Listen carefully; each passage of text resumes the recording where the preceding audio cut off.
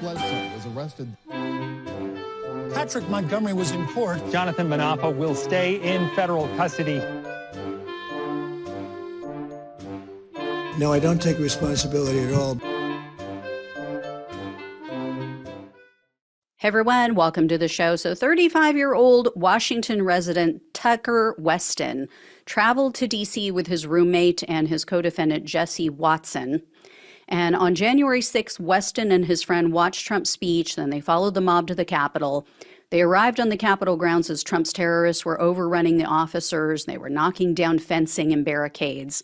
And Weston was seen helping to remove one of those barricades. So Weston advanced with the mob.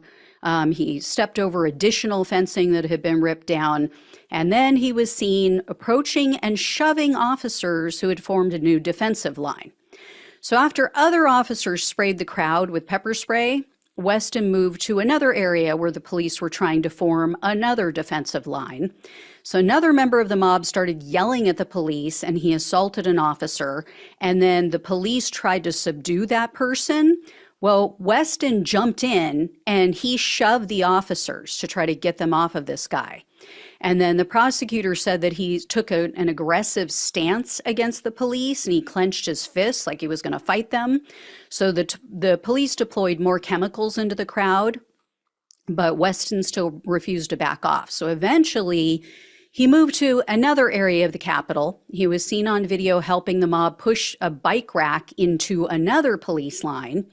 And according to the prosecutor, Weston remained in the mob for about a total of 2 hours. He was yelling and cursing at the police, and he witnessed others assaulting officers.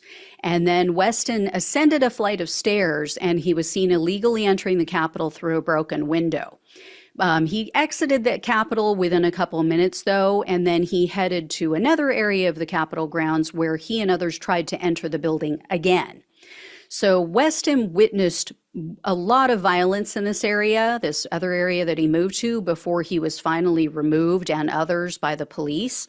And then he headed over to the media staging area. So if you've been following these arrests for a while, you know the media was set up in an area. They had to flee that area and they had to leave their equipment behind because at one point the mob surrounded them and these people feared for their lives. So after the media fled, the mob moved in, they started destroying the cameras and all of their equipment, and Weston was seen on video joining in. He was seen on video kicking the equipment, and then he was seen walking away with a bag. Now, apparently, it didn't contain anything of value because Weston just dropped it. He left it by a tree.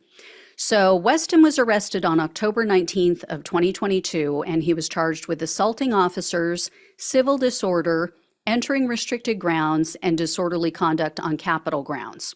In July of 2023, Weston pleaded guilty to 2 felonies. He pleaded to civil disorder and assaulting officers, so he was facing up to 8 years in prison, 3 years of probation, and $250,000 in fines. However, the government requested a sentence of only 27 months in prison, 3 years of probation, and $1,000 in restitution.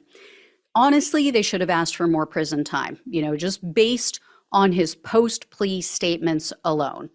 He claimed he only removed barricades because they were a tripping hazard. And when he was asked to describe the atmosphere on the west front of the Capitol, Weston said it was, quote, enjoyable and comical. So U.S. District Judge Reggie Walton presided over Weston's case, and in the end, he gave the prosecutor almost everything that they asked for. Judge Walton sentenced Weston to 2 years in prison, 3 years of probation, and $2,000 in restitution. So, 3 months shy of their prison request, but he did double the restitution fee. This is one of the tougher January 6 judges, so I'm not surprised. And all in all, I think this was a decent sentence compared to most others. Not overall, not like what we would hope for insurrectionists, but compared to the other sentences, yes.